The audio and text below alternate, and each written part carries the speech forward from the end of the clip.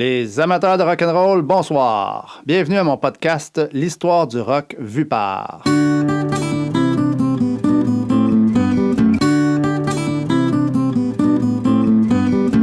Ce soir, épisode Le rock progressif vu par Louis Monti. Louis, bonsoir. Hey, bonsoir Serge, ça va? Ça va bien toi? Oui, ça va bien. Merci d'être là. Ça fait plaisir. Puis toi, ben, on se connaît sur un petit bout. On reviendra pas là-dessus parce que ce serait trop long, parce que ça fait quand même plusieurs années, mais quand même en lien avec la croisée des chemins. Les dimanches prog. Parle-moi un petit peu de ça. Exact. Les dimanches prog, on a tenu ça de 2016 à 2022 officiellement, dans le sens où ça a commencé, c'était un événement qui était à toutes les semaines. Et c'était beaucoup. On est passé ça au mensuel quand on a déménagé, la croisée des chemins. Mm-hmm. Puis, c'était un événement où le dimanche, à partir de 8h, 8h30, on commençait à passer du rock progressif et du néo-prog avec les gens qui venaient. Donc, on invitait les gens à apporter leur vinyle, leur CD, leur clé USB pour nous faire découvrir des choses. Après un certain moment, on a même commencé à l'organiser un peu mieux. On a mis de la structure autour de ça, donc on avait un thème qui venait à chaque mois. Okay. Histoire là, justement de se donner un peu la chance de ne pas s'égarer trop, puis de focusser sur un sujet. Puis c'était vraiment un bel événement. En ce moment, l'événement n'est plus un événement récurrent, mais on le fait environ 2 fois par année, histoire de se souvenir de tout ça. L'ancienne gang se réunit. Exact. Voilà. C'est sûr que c'est pas, je parle pas d'un événement qui était grandiose. Non. On parle d'une quinzaine de personnes peut-être à chaque mois. Beaucoup, là, la bonne gang. Mais c'est ça, c'est un peu je peux commencer avec le dimanche prog. C'est vraiment ce qui est difficile dans un événement de rock progressif, c'est de rassembler toutes les gangs. Oui, c'est ça. C'est très disparate. Donc, je commence par le négatif, tiens. Parce que dans le fond, on a des amateurs de rock progressif que j'appelle, mettons, l'époque dorée, les années 70. Ouais. On a des amateurs de prog nouveau, souvent plus metal prog. Ouais. On a des audiophiles. Eux, ils préfèrent la qualité des équipements, du son, la pureté du son. Ouais. On a aussi juste des amateurs de vinyle qui aimeraient beaucoup qu'on se fasse un petit 5 à 7 Jacques Brel un de ces dimanches. Puis c'est sûr que tout le rock progressif étant une drôle de bébite, ça rassemble tout plein de choses alentour. C'est pas rare qu'on a écouté du Kate Bush parce qu'elle a chanté avec Peter Gabriel. Ça n'a pas été rare qu'on ait écouté des choses qui n'avaient plus ou moins rapport, mais qui étaient l'album solo d'un musicien. Donc, ça ratissait large. Ça nous a permis quand même d'alimenter ça pendant plusieurs années. Tout à fait. C'était aidé. Exact. Puis c'était très apprécié. C'était très apprécié. J'ai fait des super belles découvertes grâce à mes collaborateurs, dans le fond. Là. Correct, ça. Le prog, c'est une terre infinie, je pense. Exact. Écoute, justement, tu situerais ça comment, dans le fond, la naissance, puis tout ça, là, sans aller dans tous les détails, parce qu'on en a parlé aussi dans le premier épisode, mais ton point de vue à toi que je veux entendre là-dessus. Là. Je pense qu'on est tous d'accord sur la provenance du rock progressif, dans le sens où le rock psychédélique a mené tranquillement vers le rock progressif. Exact. Évidemment, on a notre pierre angulaire là, qui est l'album In the Court of the Crimson King. Exact. Premier album officiel de rock progressif. Ouais. En 69, il y a des pièces merveilleuses là, d'ailleurs. Sur un album, là, je fais une parenthèse rapide. Si vous avez pu mettre la main sur le remaster de Steven Wilson de In the Court, je pense que moi qui n'ai pas un fan fini de son travail de remaster, c'est sa plus belle rafraîchissement d'un classique. C'est un album qui est justement c'est un album qui est une plaque de vinyle là, c'est un beau cube de son là. Fin de la parenthèse.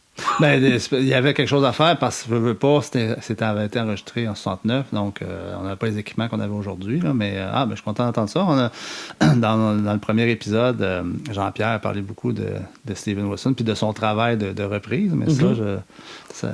Oui, tu sais, des fois, ça va être personnel, là, les mix dans la vie, là, mais en tout cas, pour In the Court, c'est un album à acheter absolument. Je suis curieux. Merci de me donner des redevances. On va l'appeler. Mais vraiment, je termine avec ça, mais vraiment, le In the Court, c'est qu'il y a beaucoup de sons. À un moment donné, les saxophones, tous les instruments. Ouais. Puis c'était un peu, parfois imperceptible. Là, on a un bel espace là, dans le son. Là. Ça respire. Ça respire, exactement. Voilà. Cool. Excellent. On a, dans le premier épisode, on a parlé effectivement de King Crimson, puis de Genesis, mais dans le Big Five, qu'on peut dire, il y a quand même un que toi, tu es un bon fan. Puis si tu veux, enfin, je t'emmènerai tout de suite sur la piste de Jethro Tull. Je sais pas si tu étais prête à en parler maintenant. Oui, bien sûr. Moi, en fait, Jethro Tull, pour moi, c'est un groupe super important parce que c'est ce qui m'a amené à faire de la musique traditionnelle. Ça a l'air bizarre dit de même, là. Mais j'étais dans l'adolescence, dans un gros trip de vinyle. Mm-hmm. Je pense que là, le prog et le vinyle, je pense qu'on peut dire qu'il y a clairement une corrélation. Ah oui. Tout à fait. On tripe vinyle, on tripe pochette. Pochette, exactement. Ouais. Puis on ramasse ça sur la rue Mont-Royal, on fait des découvertes en même temps. Des vieilles nouvelles découvertes, là, parce que des vinyles, moi, à mon adolescence, c'était juste des anciens. Là. Il n'y avait plus vraiment de bandes qui en faisaient. Exact. Puis, Jethro Tull, c'est un groupe qui passe du blues rock au classic rock, au rock progressif, ou peut-être une petite passe de hard rock. C'est un groupe qui, sur l'ensemble phénoménal d'albums, là, il y a peut-être pas autant d'albums que Frank Zappa, mais il y a beaucoup d'albums de Jethro Tull. Il a passé de beaucoup de on va dire un peu comme Daniel Bélanger. Par tous les styles. Une ambiance différente dans chaque album. Oui. C'est un groupe super prolifique qui a beaucoup d'albums et ça évolue beaucoup. Qui date aussi fin des années 60. Là, le premier album est en 68. Ouais. C'est des Soises, c'est super blues. Ouais. Puis ensuite, il y a le fameux Aqualung là, qui est l'album le plus vendu du groupe, qui est un golden bestseller. Mm-hmm. Mm-hmm. Puis Jethro Tull, c'est que pourquoi moi ça me touche autant, c'est que le chanteur est d'origine écossaise. Ouais. Donc c'est un band du Royaume-Uni. Ouais. Lui est un musicien d'origine écossaise. Et puis, dans ses compositions, surtout à une époque où il va être très, très, très, très, très, très inspiré, il y a beaucoup de classiques de la musique écossaise, un peu des sonorités, des mélodies, qui, je pense, vient toucher le Québécois folkloriste en nous, à quelque part. Puis c'est en retrouvant ce son-là, chez des bandes, même plus irlando-québécois, ou carrément du bon vieux real folk et violon, que j'ai tout de suite senti l'écho de Jethro Tull dans notre musique traditionnelle. Donc, moi, ça m'a connecté direct.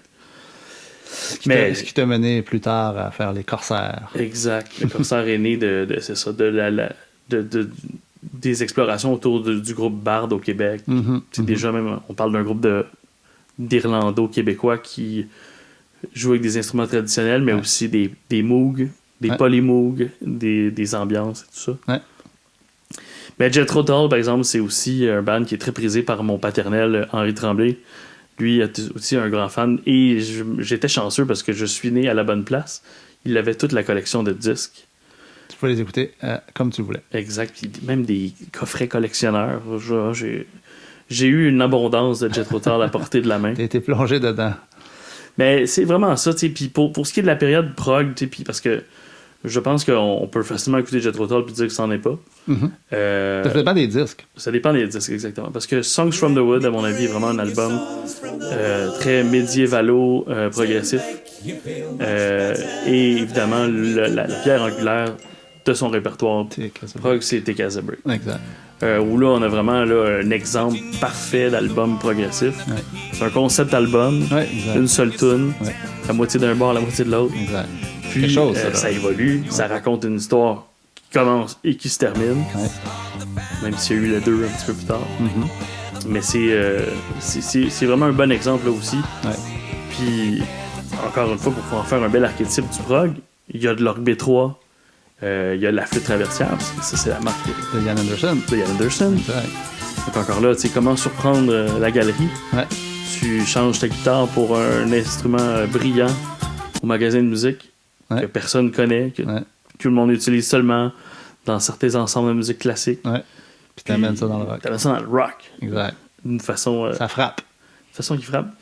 Moi, j'irais pas jusqu'à dire que Ian Anderson a inventé l'approche windy de la flûte traversière, le fait de souffler dedans avec du rythme.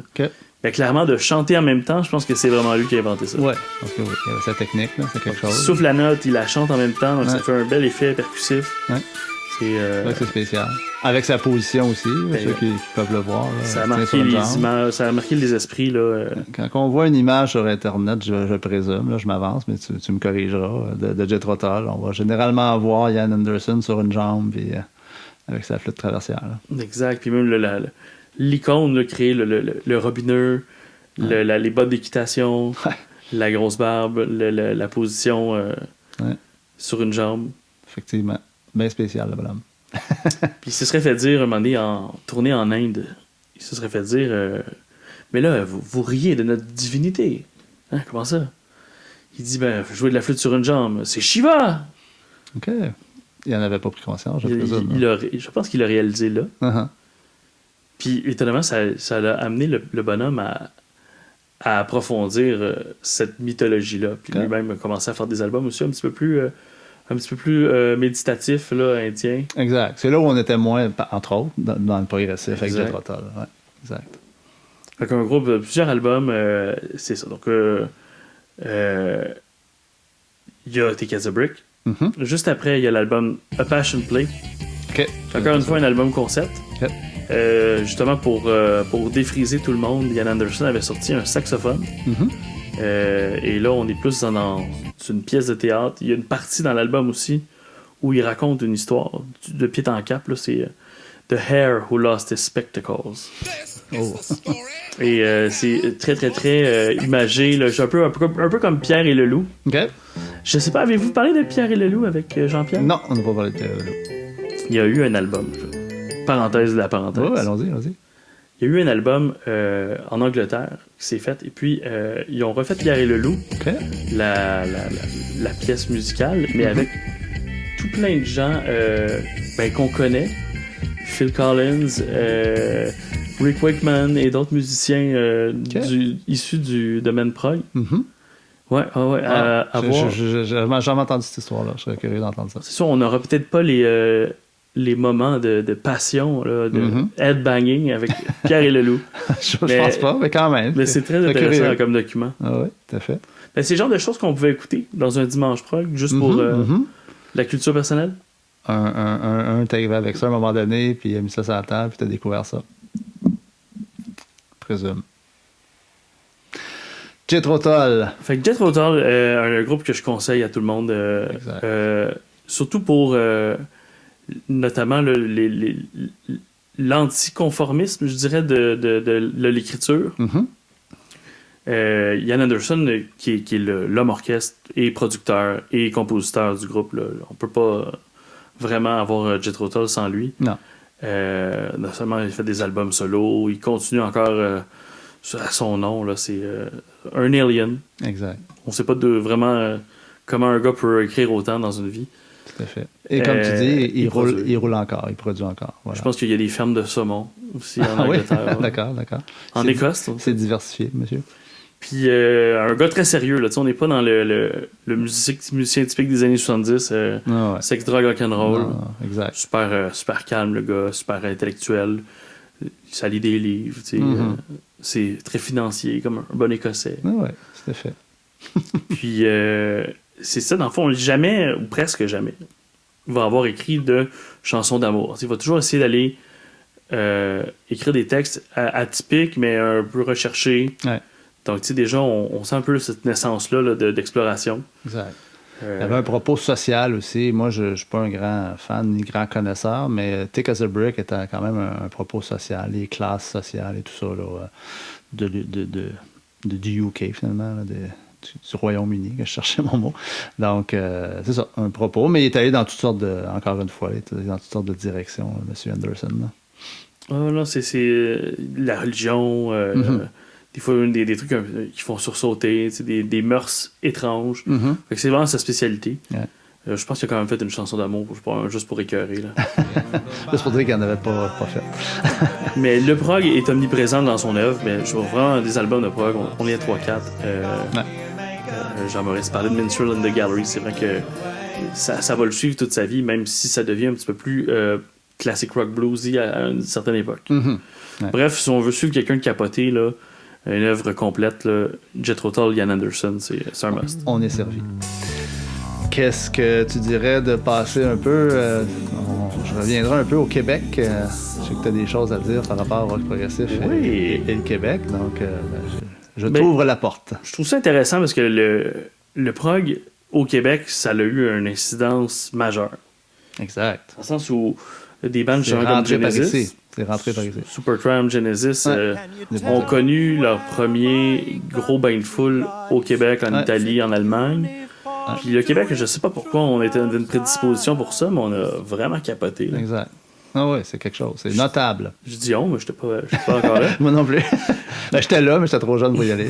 Puis, mais vraiment, puis le désir aussi, ben, pas de reproduire, mais d'embarquer aussi là-dedans était fort. Exact.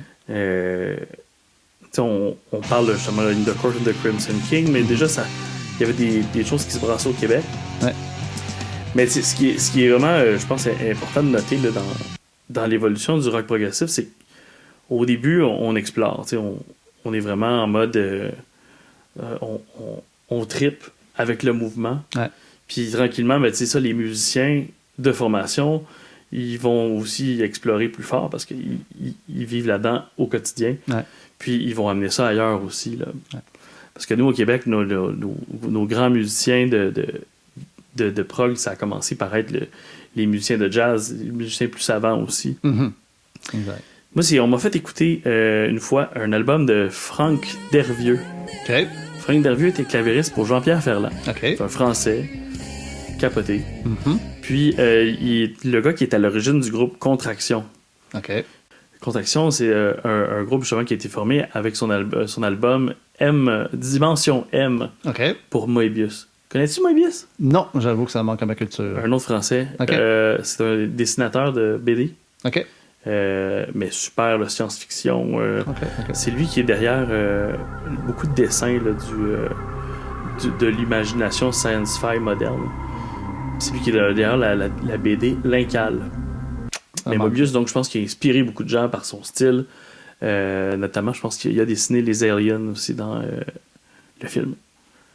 Du même titre, Alien. Du même titre, Alien. D'accord. Pas de S. Oui, dans le premier. Le premier, voilà.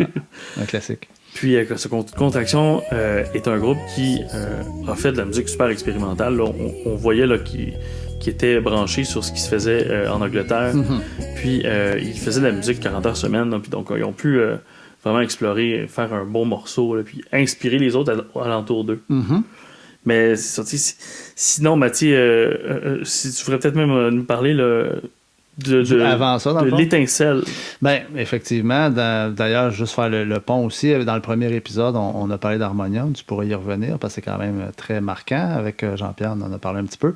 Mais effectivement, si on ramène, comme tu l'as dit tantôt, puis comme on le dit dans le premier épisode, proto-prog était le rock psychédélique, là, milieu des années 60, 66, 67, 68. Là, on en a parlé dans le premier épisode. Mais ici, au Québec, M. Robert Charlebois, qui avait été faire son voyage en Californie en 68, a vu des Jefferson Airplane, a vu les Doors, Iron Butterfly de ce monde, puis il est revenu au Québec. Il avait aussi droppé de l'acide. C'était dans l'air du temps à l'époque. Quand il est revenu ici, il a écrit des chansons, entre autres California puis Lindbergh, qui ont intégré aussi à l'Hostie Show, qui est autre chose, mais quand même, ce côté-là, rock psychédélique, amené dans la musique québécoise, ben, faut lever notre chapeau à Robert Charlebois. Et c'est notre début de notre rock progressif à nous autres aussi, jusqu'à un certain point, pour nous mener au harmonium et aux contractions de ce monde que tu viens de m'apprendre. Mais donc, je voulais juste vraiment lever mon chapeau là, à Robert Charlebois à ce niveau-là. Oui, exactement. On sort la British Invasion, on commence à composer des chansons en français. Exact. En effet, ça vraiment... c'est là que ça part. Puis tu sais, Lindbergh, l'album, c'est le quatuor du jazz libre du Québec. C'est ça. Complètement éclaté. Là. Exact, tout à fait. Moi, je pense avoir pris mes premiers joints en écoutant ça. C'est possible. On a eu bien du fun, on a bien dansé. Ça fit. Puis tu vois, si tu as déjà mis la main sur l'infonie... OK. L'infonie, ça aussi, c'est... on parle de psychédélisme pur, là. Ah oui, là, on est ailleurs. Effectivement. Oh, excuse. On est oui, là, les concepts un peu absurdes. Ouais. Je pense que le premier album s'appelle l'album 3. Mais il y avait sur scène avec l'Infonie, bon, c'était Walter Boudreau, Raoul Duguay, mais il y avait un paquet de musiciens là-dedans. Il y avait aussi un chiropraticien. Il y avait deux artistes peintres sur scène qui peignaient puis qui pitchaient leurs œuvres dans la foule. C'était pluridisciplinaire. C'était quelque chose. C'était vraiment une époque foisonnante. Ouais. Est-ce qu'on a eu des tubes qui sont sortis de ça? Pas vraiment. Pas tant. Les débuts des années 70, sinon, il y a Dionysos, que je connais très peu. Il semblerait que Dionysos avait fait le premier album de musique rock progressif en français entièrement du Québec.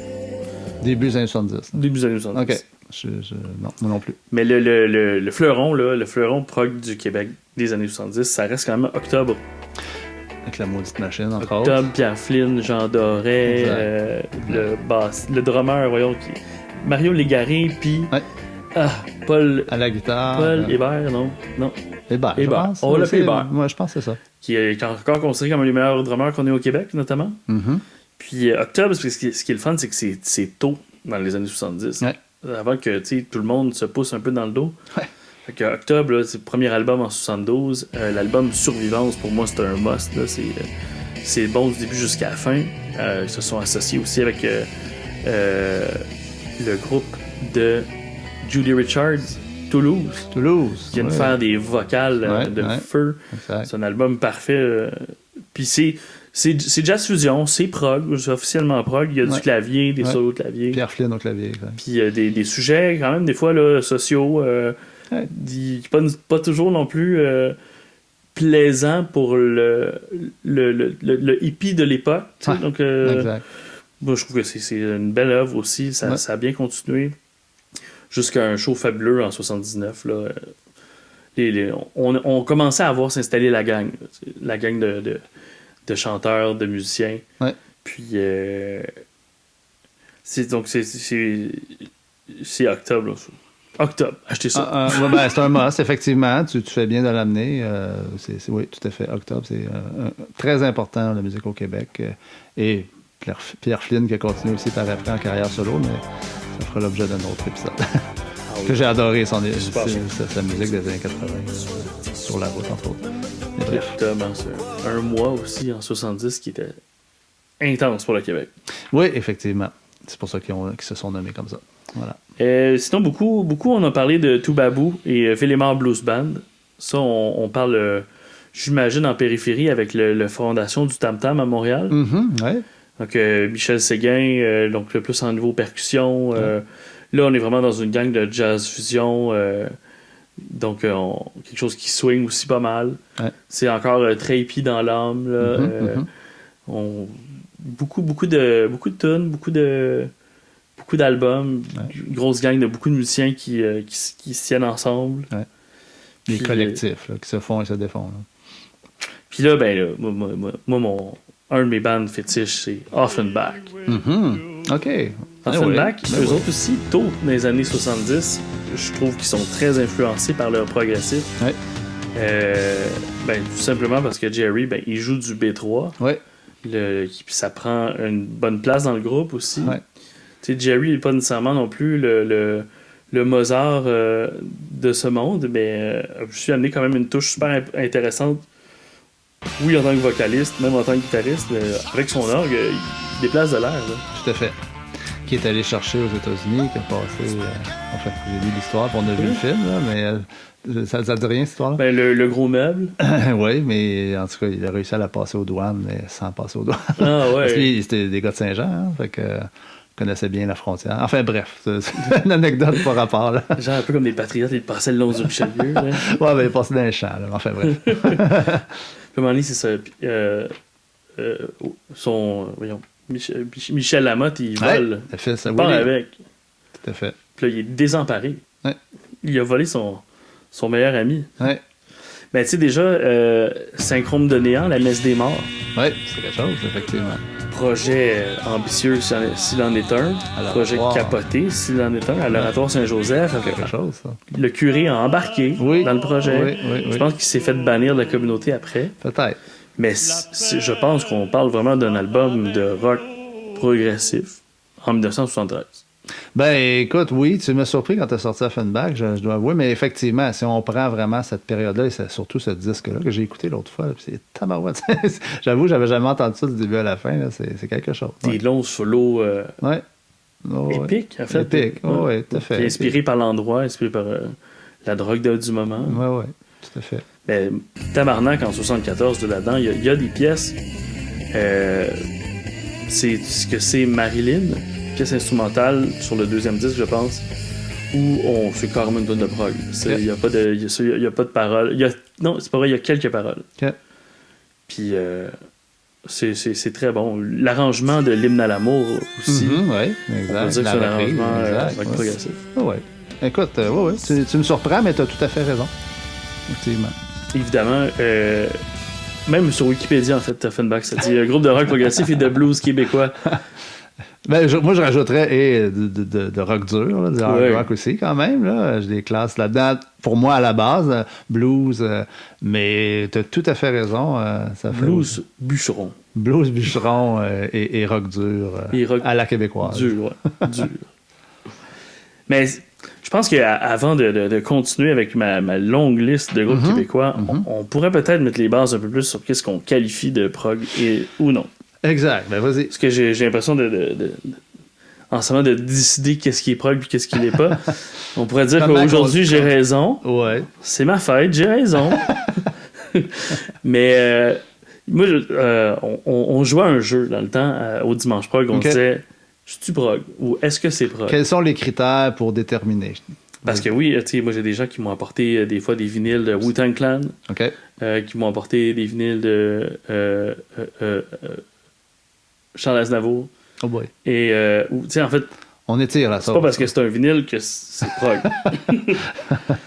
Ouais. Mais les trois critères, puis là peut-être que certains vont être froissés par les trois critères que je vais nommer, mais il y en a d'autres. Mais mettons qu'on voulait jouer à être strict. Ben, le premier critère, c'est qu'il faut qu'il y ait minimum 2 climax par chanson. OK. Ça, c'est un climax, t'es familier avec le concept. Une montée de ton, là, Ben, en fait, c'est un moment fort en émotion. Ouais.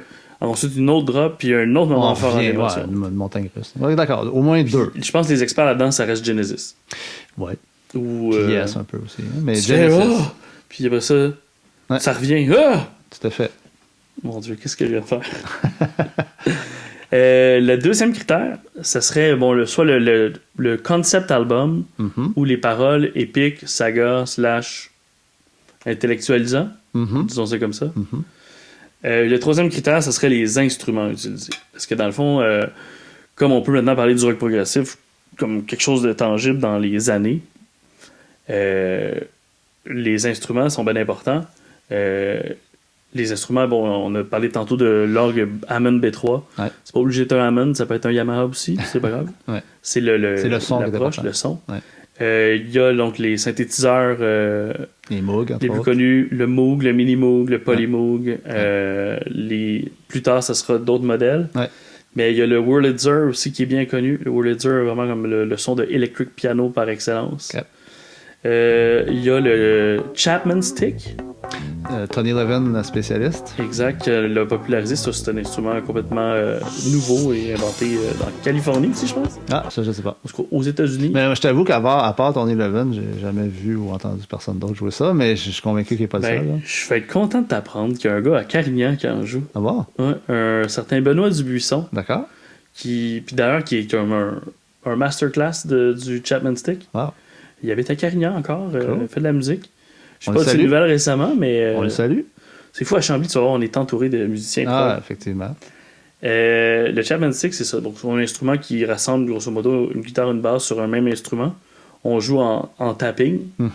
Donc, c'est sûr que pour quelqu'un qui est un bon musicien, va être capable de faire une walking bass en même temps que de faire des solos. Fait que c'est très versatile. Mais c'est sûr que c'est pas très répandu comme instrument.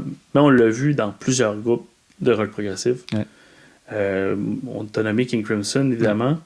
Mais je pense notamment à Larry Gowan. Gowan, l'acteur, pas l'acteur, mais chanteur. Laurence. Il vient d'Ontario. Ah, tu vois, j'étais sûr qu'il était montréalais, moi. Il vient d'Ontario. Ah, Puis ben, sur sa tournée Strange Animals, il y avait je l'aime moins. 2 joueurs. 2 joueurs de Chapman Stick. Ah oui, d'accord. Fait que oui, c'est ça. Laurence Gowan. Laurie Gowan. Ouais. Très bon. Chapman Stick. Il a fait un beau duo avec John Anderson de Yes, mais bon.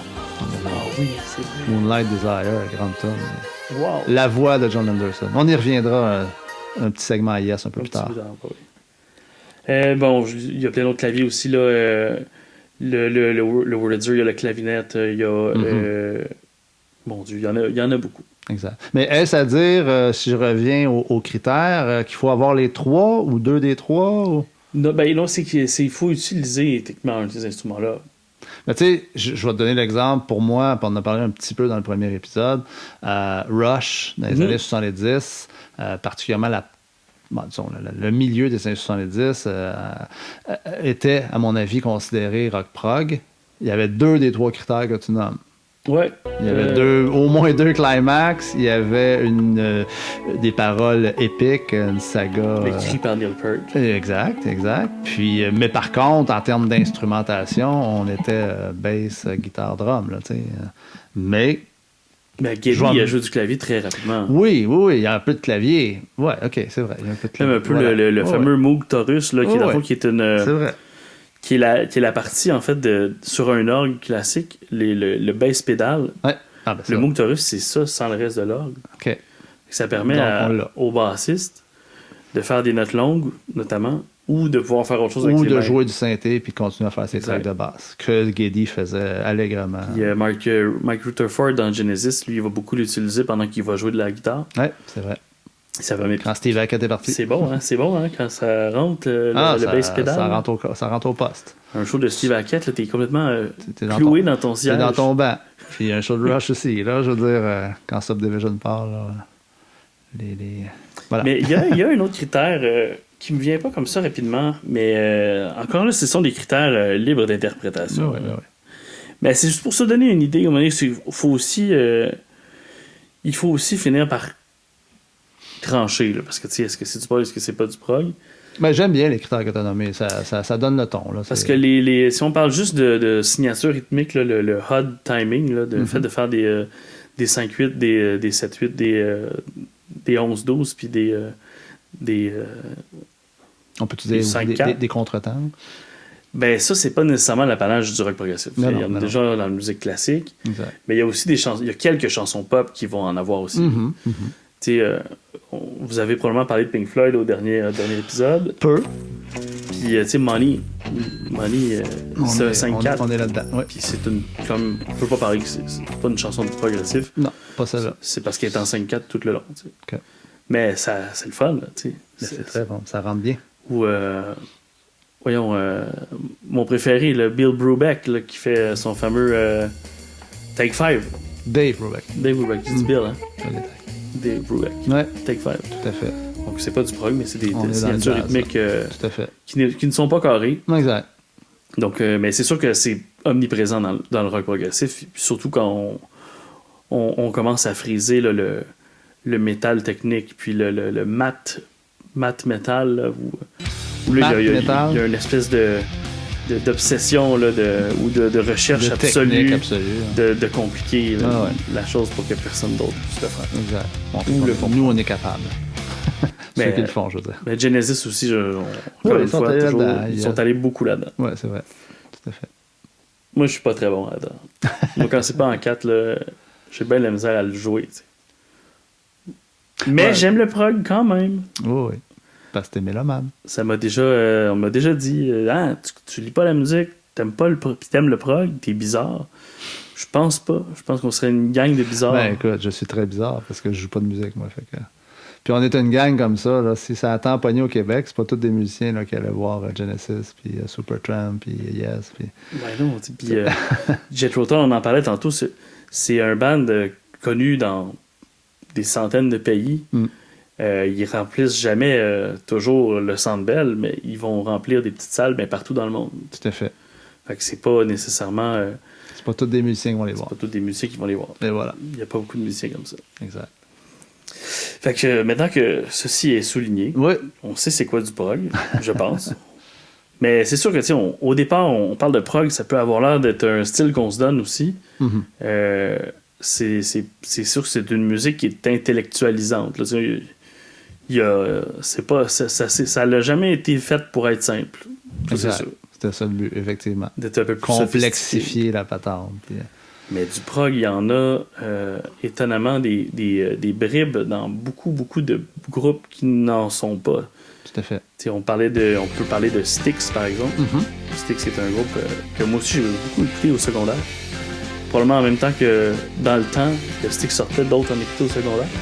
Exact. Oui, c'est mon cas. Là. Mais j'aimais Styx, mais c'est ça. Il y a certaines tunes qu'on peut qualifier dans le rock progressif, mais d'autres qui ne sont pas Kansas aussi, on mentionnait. Ouais, exact.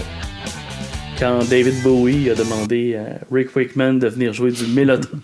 J'ai même pas nommé le Mellotron. C'est vrai. Ben ouais, là, tu t'en fous ça? Non, j'ai dit le Minimoog, j'ai dit le Wurlitzer. Le Mellotron, c'est très important. Log B3, j'ai pas parlé du Mellotron. Très important. On dirait presque que c'est une omission voulue. Qui est arrivé, on peut le dire, je pense, en tout cas avec King Crimson, puis que les Genesis ont suivi, puis Yes ont suivi. Un clavier super compliqué en plus, c'est des bandes qui tournent. Donc, premièrement, t'as une durée maximum de ton son. Des fois, ça peut même influencer la composition. Tu dis, oups, il va falloir que je change d'accord parce que mon rouleau arrive à la fin. Exact. Une machine super capricieuse semblerait, humidité, comme une cornemuse. Humidité, pression atmosphérique, bière entre les notes. Justement, il se trouve en ce moment sur YouTube une vidéo de Styx en 78. Il est encore en noir et blanc, la vidéo. Puis on a Sweet Madame Blue. Puis là, on a Dennis DeYoung qui s'approche de son Mellotron pour faire un solo. Puis ça fait... Puis là, il panique. Fait qu'il craint son orgue. Puis il plante son solo, tu sais. Mais comme, ça peut pas paraître, là. Il a vraiment réussi son coup. Mais la machine n'était pas toujours au rendez-vous. C'était effectivement très capricieux. Puis j'ai entendu toutes sortes d'histoires, mais... Passons. Mais c'est un instrument fabuleux. En fait, qui est très associé au rock prog. Ça reproduit un orchestre symphonique, ni plus ni moins. Là. Exact. Il y a plein de technicalités. Puis... Pas simple.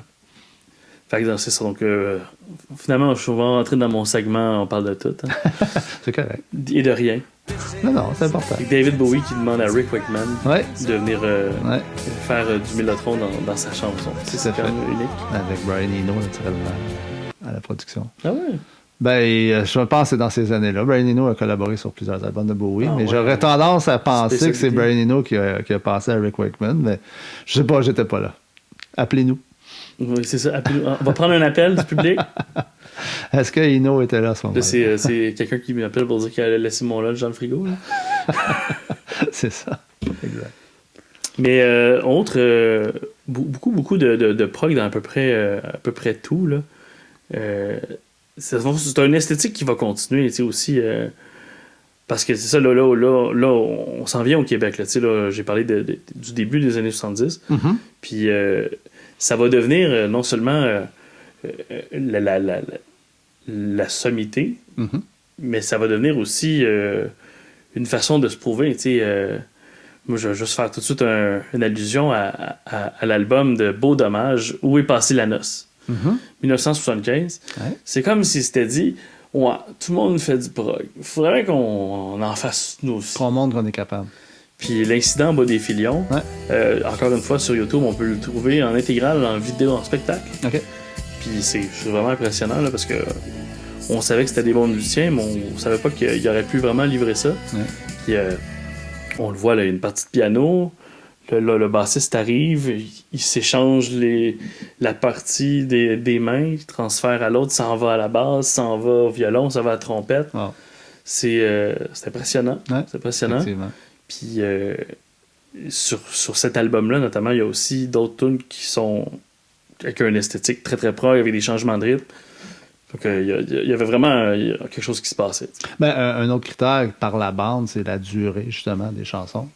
On dépasse. Il faut dépasser au moins les 5 minutes, là, pour, à mon avis. Là, déjà, pour avoir 2 climax, il faut quand même... faut que tu aies le temps de le builder, voilà, de le monter, effectivement. Fait que, mais oui, la durée des chansons. C'est vrai que la durée des chansons, en fait, c'est un des grands facteurs du... Exact. Puis il faut que tu le remplisses 9 minutes-là. Fait que exact. Il faut et plus. Que tu sois créatif. Voilà. Il faut que ça soit. Tu changes jamais de place. Il faut que. C'est là que se situe le talent. Si tu es capable de le faire. Ben, l'endurance aussi, parce que jouer des trucs vite et compliqués, c'est de plus en plus faisable maintenant avec la technologie. Mais dans le temps, surtout s'il faut que tu te battes contre un Mellotron qui ne veut pas collaborer. Oui, la technique était plus difficile à l'époque, effectivement. Mais ne passons pas à côté de l'éléphant dans la pièce. Comme je disais, on en a parlé un petit peu, mais vas-y. Ben, Harmonium, moi d'ailleurs, je te donne un scoop là, pour ton questionnaire de tantôt. Là. Je vais sûrement répondre leptade dans une des 2 questions. Parfait. Ben, Harmonium, c'est comme un des groupes, je pense, les plus majeurs au Québec. C'est clair. Le premier album, ben, c'est un peu la base de toute chansonnerie moderne aujourd'hui. La guitare 12 cordes, ce qu'on n'a pas mentionné tantôt, c'est un autre instrument très important du projet. La guitare 12 cordes qui n'est pas non plus nécessairement quelque chose de facile à traîner, pas quelque chose de faire prendre la patience pour entretenir sa 12 cordes. Juste l'accorder, c'est quelque chose. L'accorder, c'est long. Mais clairement, Serge Fiori, Michel Normando, Louis Valois, un trio qui a mis la table au reste. C'est sûr que sur le premier album, je pense pas que ça concerne le rock progressif tout de suite. Tandis que déjà sur le deuxième, si on avait besoin d'une 5e saison, on recrute du monde qui sont déjà dans le milieu. Je pense à Pierre Dagneau. Pierre Dagneau a été un bout avec l'Infonie. Il jouait la clarinette, saxophone, flûte traversière sur 5e saison. Et Serge Loca. Serge Loca, lui, qui était temps qu'il rentre dans la discussion. On peut difficilement parler de prog au Québec sans parler de Serge Loca. Exact. Qui vient à la croisée des chemins régulièrement. Serge Loca, il y est des fois. Des fois à l'improviste, c'est cool. Mais Serge Loca, en fait, justement, Mellotron, avant de faire partie d'Harmonium, Serge Loca, il était dans un groupe qui s'appelait Nécessité. Puis c'est ça, c'était du monde de la Rive-Nord de Montréal qui déjà travaillait à refaire le son britannique progish ici. Puis un moment donné, dans un festival, il faisait la première partie de Gentle Giant. Puis, un moment donné, il fait un solo avec un genre d'instrument de cuisine, un genre de cadran de cuisine, mais branché sur une fréquence. Fait que, il fait un genre de solo avec le bouton. Puis Kerry Miniar, le clavieriste de Gentle Giant, il est en arrière. Puis il voit ça en coulisses. Puis après, il va le voir et dire « Hey, c'était vraiment intéressant. Hey, mais ça te prendrait un Mellotron, là. Reviens avec moi en Angleterre. On va aller t'en chercher un. » Puis ben, c'est arrivé. Il est revenu. Le Mellotron est arrivé par bateau. En tout cas, je sais que l'histoire, je me suis fait raconter par personne interposée. Peut-être qu'un jour, on aura l'anecdote papier pour s'y référer. Ben, ce qui fait que Serge Loca était un des premiers à avoir un Mellotron au Québec. Peut-être pas le premier, mais un des premiers. Je sais aussi que par après, son Mellotron a été vendu à... j'ai encore un blanc de mémoire. Le clavieriste de Musical Box. David... Myers, merci. Ça. Je cherchais moi aussi en même temps. David Myers, c'est une espèce de bel album piano sur Genesis. Là. C'est cool. Tout à fait. Puis, c'est ça. Donc, Serge Loca, me semble, là, si je me souviens bien de la manière que ça s'est passé, il travaillait sur une pub dans un des studios de Radio-Can. Puis, Fiori passe en arrière, puis il a entendu ça, puis il fait « Oh, je veux cela ». Puis ça s'est fait rapidement comme ça. Serge Loca avait été approché par Pollen, même, juste un peu avant. Je reviendrai à Pollen tantôt. Puis, donc, Serge Loca embarque dans Harmonium. Puis là, on a la présence du Mellotron dans la 5e saison. Pièce instrumentale de 12-15 minutes, 14. Ah, ces eaux-là. Puis, c'est ça. C'est un son. Il y a des ondes Martenot aussi sur l'album de la 5e saison. Fait que s'il s'agit d'avoir des concepts, de nous faire voyager, Harmonium, tout ça en français, dans une poésie accessible à tous. On est là. Un bon exemple. C'est le meilleur exemple. C'est le meilleur exemple. Puis même, je pense que si on avait besoin d'une 5e saison, c'est dans le top 25 des albums prog mondial, selon Rolling Stones. Wow. Ouais. C'est pas rien, là. Ouais. OK. 5? 50. Dans les 50. 50. OK. 25. 12 dans le top 10. C'est le premier. Bien avant Metallica. Mais d'ailleurs, justement, faisons du référencement. Là, on est à l'ère Internet. Là. Prog Québec, un site, mais aussi une compagnie qui remaster plein de vieux disques essentiels à la vie. Ah ouais.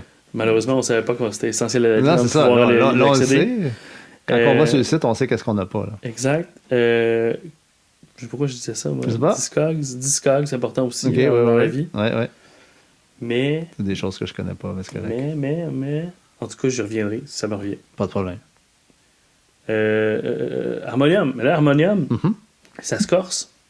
Quand Leptade arrive. Leptade, à Saint-Césaire. Enregistré à Saint-Césaire avec le studio de Saturday Night Live qui est en vacances. Sérieux? Ça, je savais pas. OK, ouais. Wow. Leptade, l'album, justement, on passe de 5 musiciens à 7, enregistré à Saint-Césaire, à Montérégie. Une petite maison à une demi-heure de route de Chambly. Là. Exact, on peut faire le pèlerinage facilement. Plusieurs le font. Puis, donc, c'est ça, avec le studio mobile de Saturday Night Live en vacances. Ah bon? Puis, je pense que c'est Leptade, c'est 76, la sortie. Mais on voit quand même une coupure, justement, dans le groupe, parce que Michel Normando va partir. Puis, peu importe la rumeur, la vraie histoire, semble-t-il, c'est que parce que musicalement, il peut plus suivre. OK. C'est probablement un peu présomptueux, là, mais dans le fond, les musiciens, la gang de musiciens au Québec est forte, puis elle s'en vient professionnelle, elle s'en vient bonne. Fait que la musique s'en fait ressentir aussi. Ça complexifie. Mais oui, donc... Puis justement, Leptade, c'est important qu'on fasse le flashback. Parce que ce qui inspire directement Leptade, c'est l'album de Moody Blues de 1967. Days of Future Past.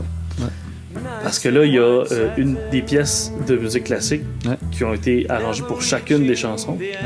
Puis qui marque encore là un cycle. Donc, Days of Future Past, je pense que c'est une semaine, en fait. C'est du lundi au dimanche. Okay. Puis Leptade, c'est les 7 niveaux de conscience, les 7 chakras, les 7 musiciens, bref, les 7 nains. Le chiffre 7 est important. Le chiffre 7, en chiffre romain, c'est vrai. Puis donc c'est ça. Puis ça, d'ailleurs, justement, si on parle de proto-prog, donc le Days of Future Past se retrouve avant 1969, mais clairement, il donne le ton à plus qu'une décennie de rock progressif. Tout à fait. C'est pas rien. Exact. Même d'ailleurs, je vais faire une autre parenthèse. Je vais être le roi de... Le roi de la parenthèse? Le roi de la parenthèse aujourd'hui. C'est correct. Avant le Mélotron, ça a l'air qu'il y avait un autre produit, un autre clavier, dont j'ignore le nom, mais je vais quand même laisser la piste ici. Ça a été Mike Pinder, le clavieriste de Moody Blues, qui était le représentant d'une compagnie, il me semble, qui commence par T. C'est pas Theremin, qui était un genre de système un peu comme un Mélotron, mais qui probablement a dû exploser après 4 démonstrations. Mais donc, oui, on sait que il y avait ça les sur Moody cet album-là. Blues, il y a quelque chose qui s'en venait. Là. Harmonium. Fermons la parenthèse. Harmonium, vraiment, Leptade, c'est ça. C'est des chansons longues. C'est un concept album. On a du Mélotron, de l'orgue, Yamaha. On a les super solos de synthé, dont le solo sur Lumière de vie, qui est pour moi un moment incroyable de musique, où c'est presque juste une fréquence dans le noir. Cet album-là, les voix, les harmonies. Puis même que dire de la version live aussi, quelques années plus tard, pour changer mal de place, des parties improvisées, chanter puis jouer de la guitare en même temps, comme David Gilmour. Fait que tout ça rassemble, je pense, tout ce qu'on a besoin pour avoir un album prog au Québec. Effectivement. Là, on s'obstine pas là-dessus, ça c'est clair. Encore indémodable jusqu'à la fin des temps. Ouais, tout à fait. Ça vieillit pas. Harmonium, c'est 76. Celui-là, oui, exact. On n'est même pas si loin dans le temps. Ben, en fait, l'âge d'or du prog, effectivement, là, il va jusqu'à 76-77, donc on est en plein dedans. Là. Fait que, on s'entend que, je pense, avant l'heptade, le but, c'était de reproduire un peu ce que Genesis faisait, un peu ce que Gentle Giant faisait. Ouais. Je vais m'enseigner, mais comme ça, à brûle pour point, Manège. Manège, là, on parle tous d'étudiants, je pense, au conservatoire de musique.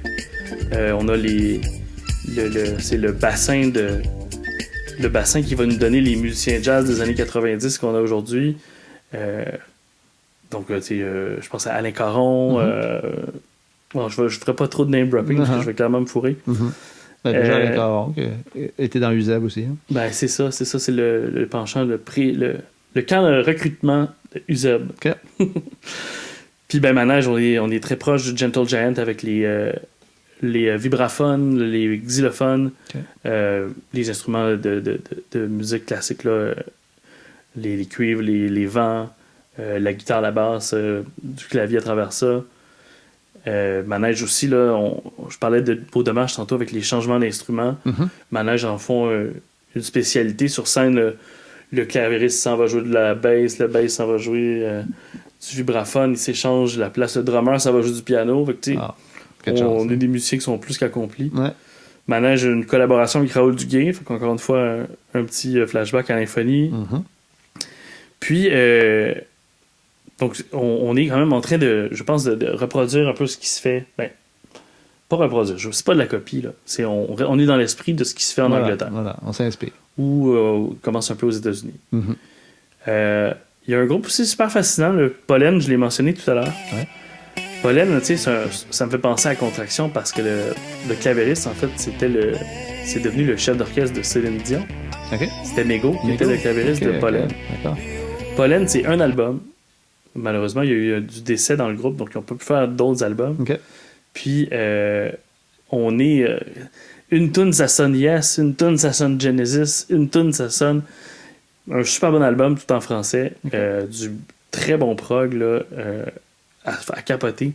Un album, justement, qui est un opus, en fait, là, puis malheureusement, il n'y en a pas eu d'autres. Mais c'est après, là, c'est... ouais, c'est ça, je m'en ai dit. Là, on tombe à Morse Code. Quelle année, Pollen, à peu près, l'album, là? Pollen, c'est 1976. 1976. C'est un groupe qui joue depuis 1972. Okay. Puis les gens l'attendaient en maudit, l'album. Fait qu'on peut penser que, tu sais, peut-être des genres de choses qu'Harmonium va peut-être plus entendre dans les coulisses à quelque part. Ouais, mais le Morse Code, je pense que c'est aussi une grosse révélation pour les Québécois. J'étais sûr que Morse Code était plus tard, plus proche des années 80. Okay. Mais c'est un groupe qui a tellement beaucoup joué dans les salles un peu partout à travers le Québec. Les gens se déplaçaient de loin pour aller voir Morse Code. Puis c'est bon, c'est guitare, basse, clavier, drum, peut-être même une deuxième guitare avec un peu de flûte traversière. Okay. On est là-dedans, mais des belles compositions encore. La fameuse Marche des Hommes, Cérémonie de minuit. Morse Code, je sais qu'ils ont fait une tournée mais l'année dernière. Ah oui? Et on m'a dit, ne boude pas ton plaisir. Va voir Morse Code, c'est bon en tabarouette.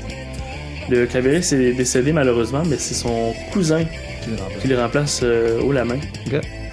C'était vraiment bon, des albums justement là, avec des femmes ailées puis des monstres, des créatures mythiques. Que Morse Code a inspiré, je pense, la génération qui va le suivre pour les années 80 au Québec. Donc souvent les gens vont faire des covers de Morse Code, les gens vont faire des covers de Genesis, de Rush, puis les gens vont jouer du Morse Code dans leur groupe. T'sais. Qui d'autre? Rendu dans les années 80, c'était plus mollo dans les années 80. Ouais, j'étais encore des années 70. Okay, jamais sorti. Il est pogné là. Ben, Slush. Moi, c'est 2 albums, Slush. J'étais un œil, puis Stadacone. Ça, on est vraiment plus dans le Gentle Giant. OK. Donc, c'est très peu vocal. On est, je pense, à 2 ou 3 clavéristes dans le groupe. Un super envolé. Concept à découvrir. Là. Puis, qu'est-ce qu'on mentionnait tantôt aussi? Un émule de Etc. Etc. qu'on mentionnait tout à l'heure, qui est un groupe justement, qui sonnait comme Gentle Giant, même les yeux fermés. Là. D'accord. Oui, on a parlé de ça. Pré-enregistrement tantôt. Il y a un groupe aussi... je vais toutes les nommer, puis après ça, j'arrête, promis. Un groupe qui est passé dans le beurre, dans l'ombre d'Harmonium. Okay. C'est Le Temps. Le Temps, je crois même que c'était le même gérant que Harmonium. Ouais. Paul Dupont-Hébert. Ou l'autre. Grande carrière. Puis, Le Temps, c'est ça. Ça sonnait malheureusement trop proche d'Harmonium pour pouvoir s'en distinguer. Mais aussi, c'est très, très folk. On est dans un esprit très folk, progressif. Des belles chansons, là, L'Arbre du Temps, Le Passage du Temps, c'est un autre concept super beau. Puis je pense que ce qui marque un peu la fin de la décennie 70, là, c'est vraiment l'après-Harmonium. Parce qu'on a vu là, que autant Harmonium, les musiciens, après, parce que ça, chacun a eu leur album solo par la suite. Le plus classique, là, c'est Fiori Séguin. Ah, ben oui. Parce que là, on a comme une communion entre la gang à Séguin et la gang à Fiori. Exact. Puis, quel album, d'ailleurs? Quel album, d'ailleurs, remasterisé, c'est pas si longtemps, quelques années. Moi, j'ai encore la vieille version à vinyle, là, mais ouais. La vieille est meilleure. Je sais pas. Si tu le dis, je te crois. Ouais, je suis pas un gros fan des remasters quand c'est pas fait à mon goût. Okay. Mais Fiori Séguin, c'est notoire. Ouais. Parce que justement, il y a pendant ce temps-là, il se déroulait l'album de Michel Normando. Donc là, la gang est un peu splittée, si on veut. Mais renforcée par la gang à Séguin. Voilà. Il manque pas de monde pour faire des albums. L'album solo de Neil Chotem, qui est probablement ce que j'appelle le post-heptade. Là, c'est vraiment un épilogue à l'épilogue. Tu sais, 3 albums, Harmonium, t'es rapidement en manque. Ouais. Là, t'as le live pour te redonner un petit peu d'espoir. Ouais. Mais Neil Chotem, live au El Casino, un album... là, on tombe vraiment à 79-80. Les modèles de synthé changent. Les sons de synthé changent. Puis c'est toujours aussi un petit peu plus profond, toujours des sons un peu plus... on est plus bassy là, dans l'univers. Qui... Fait que, dans le fond, juste avec l'après-harmonium, là, on a encore quasiment 4 ans là, de spectacle incroyable à voir et à entendre. Ouais. Mais plus de Serge Fiori sur scène. Plus jamais. Non, il veut plus. Il veut plus. C'est correct. Il s'est mis à produire aussi, là, mais bon, on n'entrera pas là-dedans. Babine et compagnie. Encore accroché. Ouais, entre autres, mais plein d'autres choses. Puis son album, c'est 2012, je pense, hein, le dernier. Avec le truc Internet, là. Ouais, avec Le Monde est virtuel. Ouais. C'est ça, ça se peut. Autour de ça, en tout cas. Je sais juste que dans une chanson, il dit 2012. Donc ça doit être 2012. Probablement. Ça passe tellement vite. Là. J'aurais pensé 14, 15, mais c'est fort probable. Peu importe. Appelez-nous. Mais c'est ça. Hein? Ben, après ça, les années 80, c'est à la grandeur du prog, incluant le Québec, ça a été plus tranquille à ce niveau-là. Après ça, il y a le néo-prog qui est arrivé. On l'a évoqué pas mal avec dans le premier épisode avec Jean-Pierre. Je sais pas si tu avais quelque chose, tu voulais... le master veut nous dire de quoi? Ah oui. Ouais, on n'en parle pas. J'ai pas compris. On coupe au montage. On le coupe au montage, Qui ça? L'album solo de Fiori. Ah oui. En 86, là, avec la danse... Mais il y avait entre autres, il a fait la musique de Juste pour rire, entre autres. Ouais, c'est bon, ça! Oui, mais on est ailleurs. Là. Je pense les albums de Mantra, là. Ah, ça, OK. Les albums de Mantra aussi des années sinon, 90. Il a produit un des meilleurs albums de Nanette Workman. Ils ont une histoire d'amour ensemble, mais on n'embarquera pas là-dedans. Ah non, Fiori, c'est ça. Il a tout donné, le prog. Oui, c'est ça. Exact. Je pense que ça l'a peut-être gossé aussi.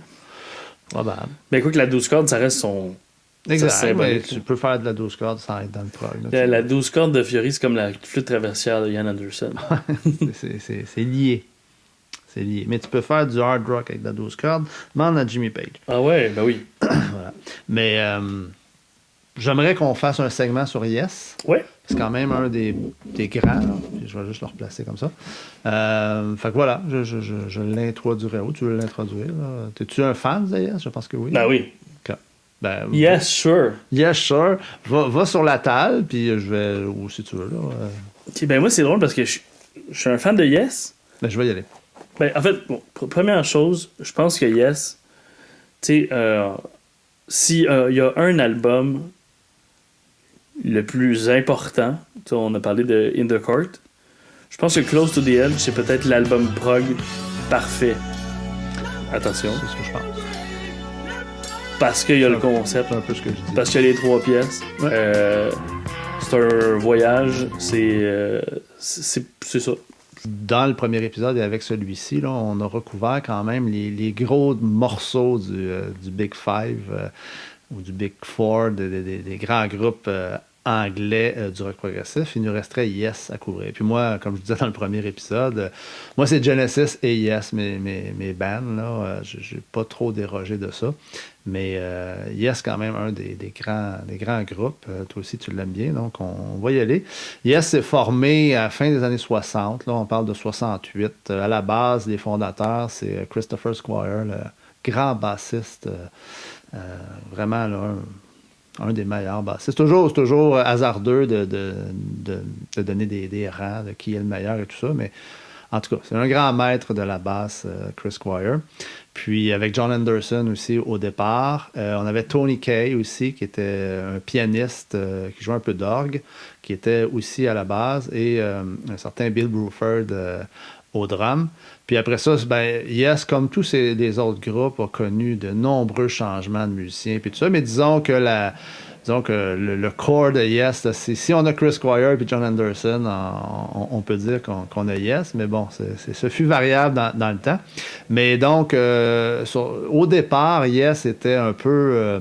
bon, je dirais ça comme ça, là, ça cherchait un petit peu, mais disons pour moi, en tout cas, là, mon opinion, 70, on a The Yes Album qui arrive. Je pense que c'est le 3e, je peux dire n'importe quoi, là, qui est un bon disque, mais moi, c'est tout de suite après ça. Là, 1971, on a Fragile, un grand disque, un jalon encore là, j'aime ça dire ça, là, mais un jalon important dans le rock progressif.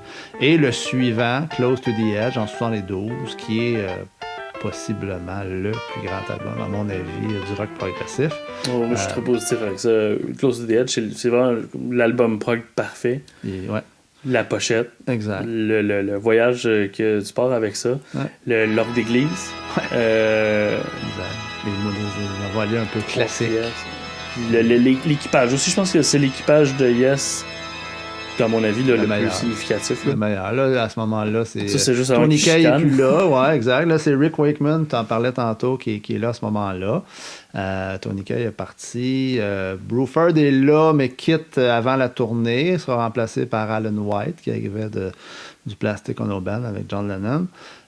Mais bon, Steve Harr est là maintenant à la guitare aussi, ben depuis 2 albums quand même, là, mais pour moi, ça, comme tu l'as dit tantôt, là, c'est ça. C'est vrai, ça a été un guitariste marquant Ah, tout à fait. Dans ma vie. Tout à fait. Puis, c'est plus mon préféré, mais... Non, mais non plus. Il a mal vieilli, à mon avis, mais bref. C'est toujours eu la revue. Ouais, c'est pas ça que tu voulais dire. Mais aussi, ben voilà, comment je dirais, là, l'imaginaire, ou l'imagerie plutôt. À partir de Fragile, on a le fameux logo Yes, l'espèce de bulle là, qui est faite, et les pochettes aussi, également les décors de scène à partir de Fragile et Close to the Edge sont faits par l'artiste Roger Dean, qui a donné vraiment une imagerie hallucinante à Yes. Quand tu ouvrais l'album vinyle en 2, tu avais une fresque là, complètement hallucinante. Je pense même qu'il a déjà fait une illustration de Hobbit ou de Seigneur des Anneaux quelque part dans sa carrière, Roger Dean. C'est possible, il a fait toutes sortes de choses, mais bon, sa collaboration avec Yes est très notable. Puis, donc c'est ça, ces grands albums. Il y en a eu d'autres après, là, je veux dire, Tales of Topographic Ocean, Relayer. Moi, tu vas rire, là, mais moi, un de mes albums préférés de Yes, c'est Drama. Le dernier avant la séparation, mais ben moi c'est toi. C'est même pas John Anderson. Exact. C'est le chanteur des Boggles. Jeff Down. Moi je l'aime moins, mais je dois dire, il faudrait que j'y redonne sa chance là, à cet album-là. Mais je l'ai écouté un été de temps, quand j'étais en 6e année. OK.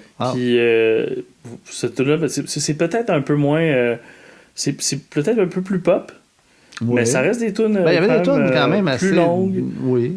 plus courte que ce qu'il faisait avant, c'est ça. Mais plus longue que ce qu'on était habitué en 1979, parce que c'est ça, je pense 80, 79, 80 drama. Là. Ouais, mais ça rentre au poste. Ça rentre. Mais avant ça, Going for the One, très bon disque aussi.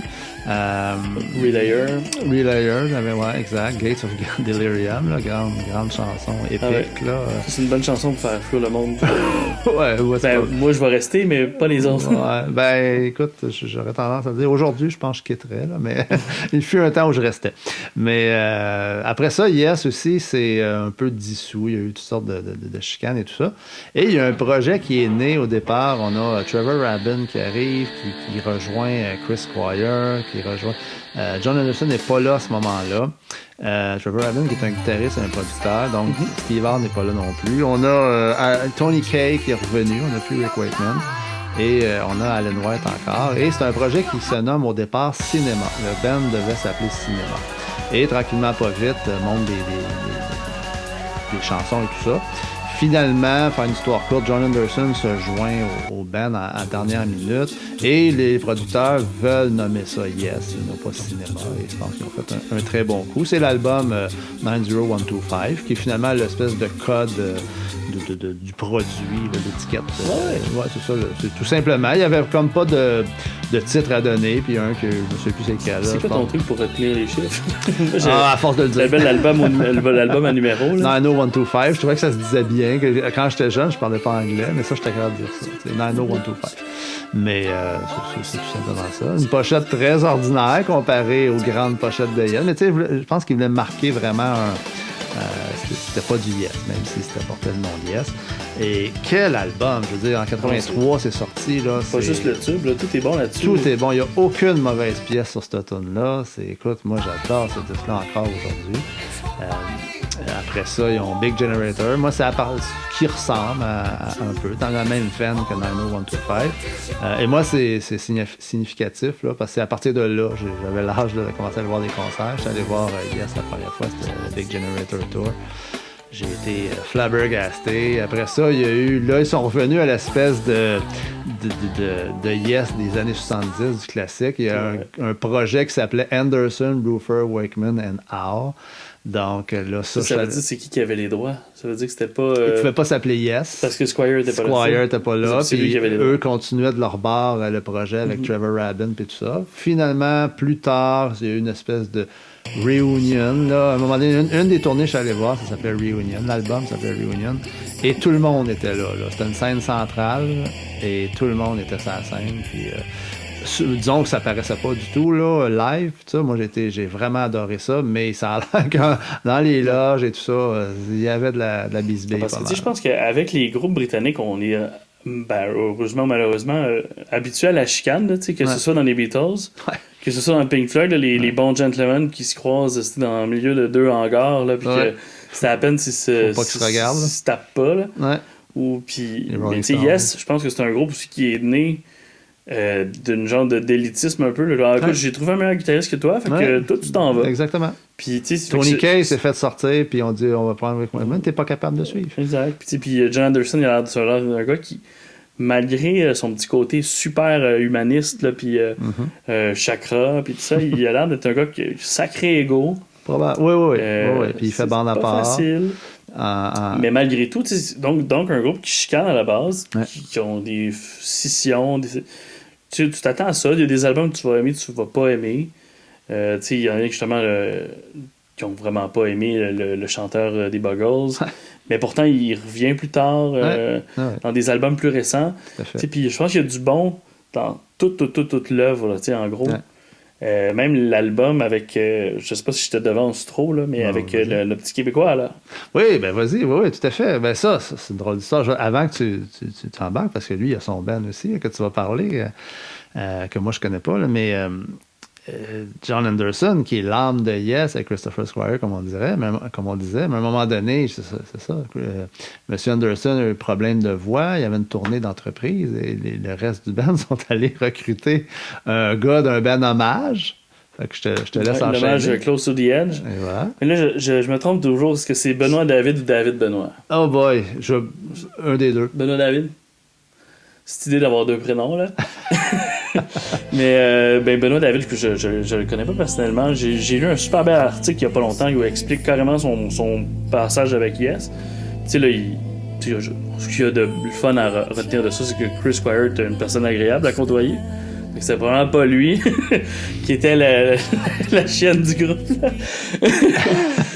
Mais tu sais, Benoît David, lui, c'est ça. Il était chanteur de Close to the Edge, l'hommage à Yes. Ouais. Que j'aurais donc aimé ça voir. Que j'ai jamais vu moi non plus. Ouais. Mais j'ai vu l'original, je suis correct. Mais dans le fond, puis sur le dernier album, il a participé, même Jeff Down en a même fait une partie. Fait que c'était comme Yes, comme toujours. Finalement, tu deviens membre de Yes, comme toujours, un peu pour toujours. Exact, oui, tout à fait. C'est sûr que là, l'autre a toujours priorité sur le petit nouveau. Ouais.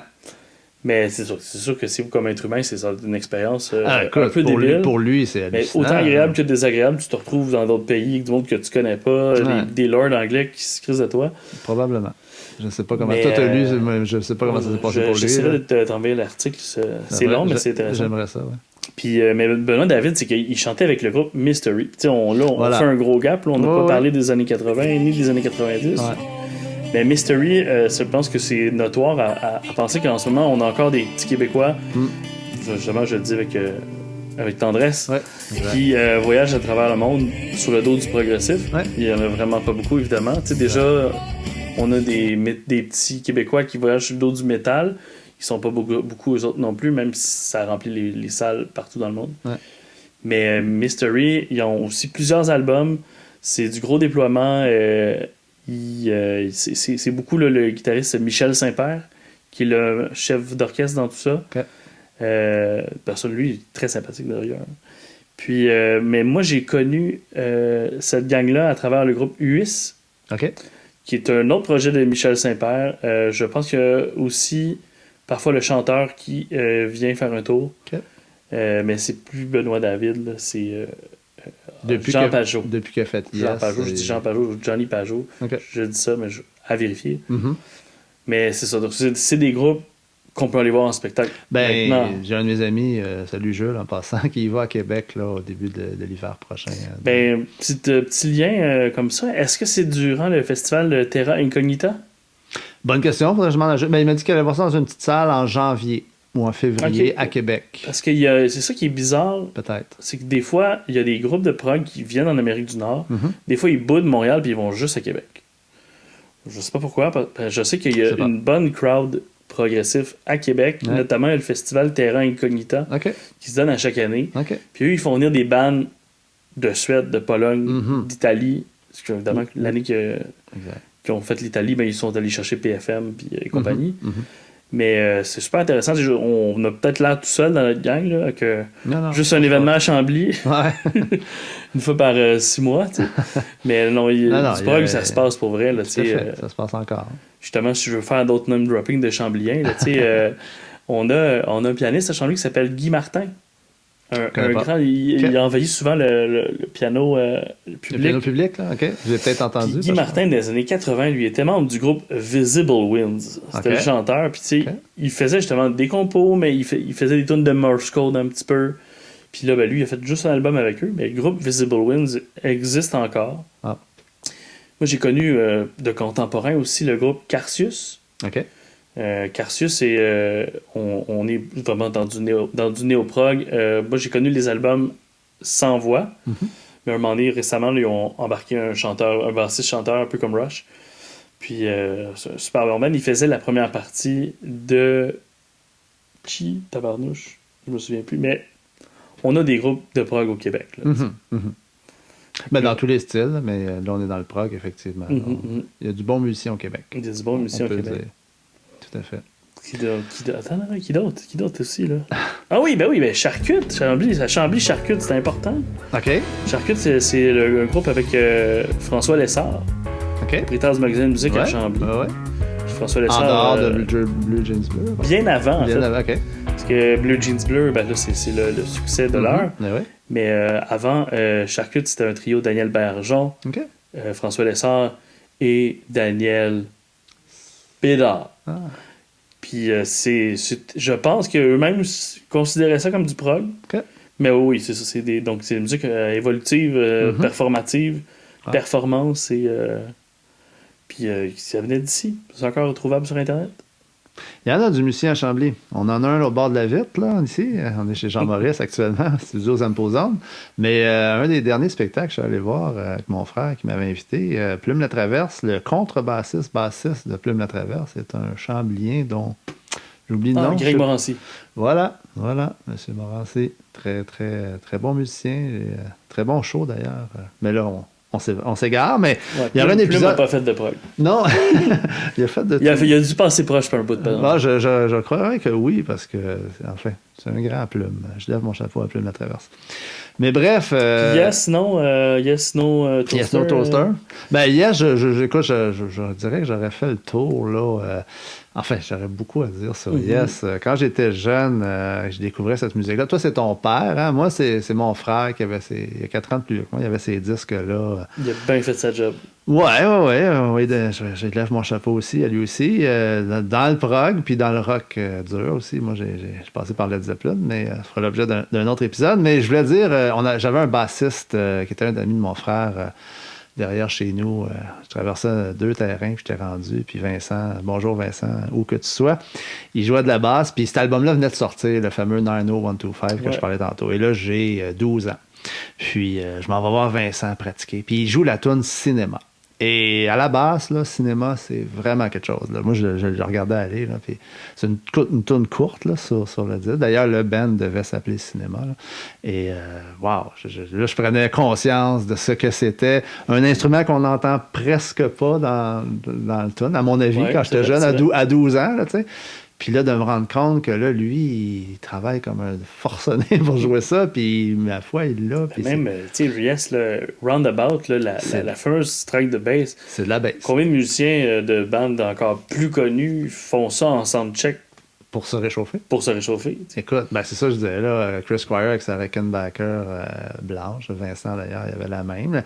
Le pendant de celle de Geddy qui ça fait longtemps que j'ai pas... avant?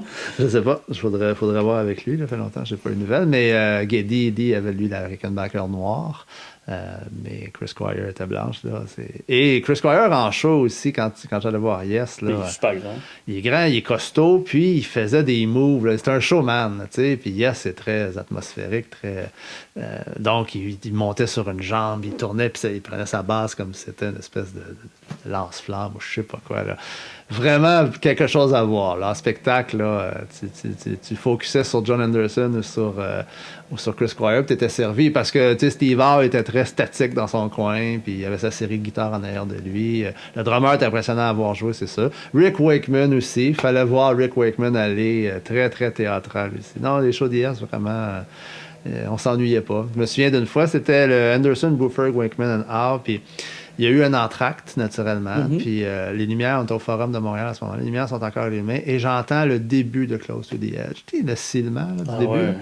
Et là, je me lève d'un bond, puis je crie « Close to the Edge !» Puis là, les lumières, à ce moment-là, se ferment, et là, les gens commencent, des petits oiseaux en bas, et tout ça. Wow.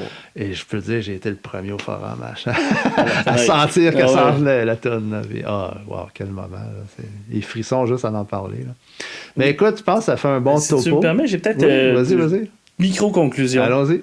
C'est sûr qu'au Québec, en ce moment, on va avoir beaucoup de tribute bands aussi là, qui s'adonnent à la musique progressive. Là, comme beaucoup ont vu New World Man à la Croisée des Chemins quelques fois qui sont passés. Excellent. Mais il y en a beaucoup, puis il y a même Prog Story qui roulait, mettons, l'été dernier, je pense. Ça, il était à Saint-Césaire. Comme Rock Story, mais Prog, puis ils font là, les gros jalons du rock prog. M. Corbeil a fait dans le Montérégie, a fait un article là-dessus. Ça a l'air très bon, là, franchement. Mais sinon, moi, je pense qu'il y a vraiment là, où est-ce qu'on a senti le prog arriver. Là, ma vision des choses, c'est vraiment que dès que tu mets un clavieriste dans un band de rock, il y a quelque chose qui se passe, tu sais. Il peut pas rocker comme les autres. Là, lui, il y a un piano, là, tu sais. Puis souvent, le pianiste, il y a une formation classique. Ouais. Fait que lui, s'il s'agit de faire des transitions, d'amener les gens ailleurs, de venir ça calme, c'est tout dans ses cordes. Tout à fait. Puis des fois, on va voir le prog arriver dans des endroits inusités, justement, de par le fait qu'il y a un clavier. Puis l'orgue aussi, tu sais, je repartirai pas mon énumération de claviers. Non. Mais je pense que c'est vraiment comme ça que c'est un peu né. Puis encore aujourd'hui, maintenant, tu peux plus avoir pas de clavier dans un groupe de prog. Non, Ou presque. c'est pas ça. Ben, enfin. Ou presque. Tu peux faire du effectivement. prog sans clavier, mais tu peux pas être un groupe de prog sans clavier. Je suis bien d'accord. Tu peux pas en avoir juste un, il faut que t'en aies 4. Idéalement. 4 étages. Juste revenir en arrière, quand j'ai nommé, on parlait de Jerry Boulet tantôt, Ouais. quand j'ai dit qu'il avait traversé la ligne, je veux juste être sûr. Moi, je parlais vraiment d'un. Il me semble que c'est un Hammond B3, qui est quand même une grosse machine, mais Ouais.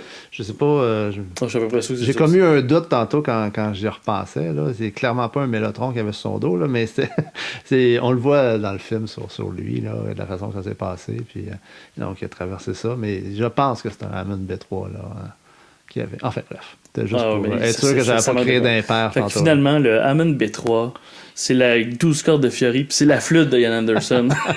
Je pense que oui. Je pense qu'on peut dire ça. Merci beaucoup, Louis. Écoute, on continuerait ça des heures. On pourrait, mais on va fermer les micros. On va fermer le Puis micro. on pourra continuer. En fait, on va procéder au questionnaire de l'invité par après. Super. Donc, Merci beaucoup, Serge, d'avoir puis pensé à moi. Ça fait plaisir. À la Puis, prochaine. on se remet ça quand tu veux. Peut-être un autre épisode éventuellement.